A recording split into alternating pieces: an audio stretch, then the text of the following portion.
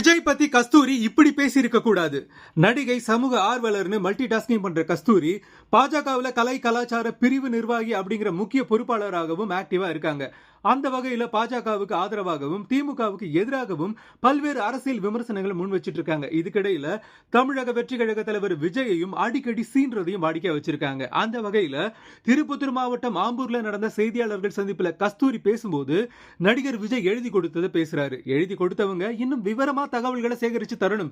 புதுச்சேரியை சேர்ந்த முதலமைச்சர் கனவில் இருக்கும் புஷி ஆனந்த் பெயரை அவர் சொல்லல. ஏன் சொல்லலன்னு தெரியல. ரேஷன் கடைகள் இல்லைன்னு சொல்லியிருக்காரு.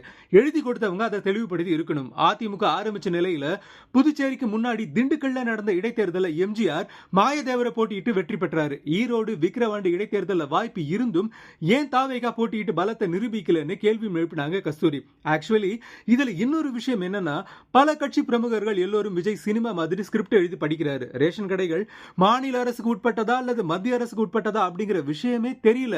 இவரா தமிழகத்தை ஆள போறாரு. ஒரு கவுன்சிலரா கூட ஜெயிக்காத விஜய் நேரடியா தமிழ்நாட்டோட சிஎம் ஆக கனவு காண்றது சரி கிடையாதுன்னு விமர்சனங்கள் முன்வைக்கப்பட்டது குறிப்பிடத்தக்கது.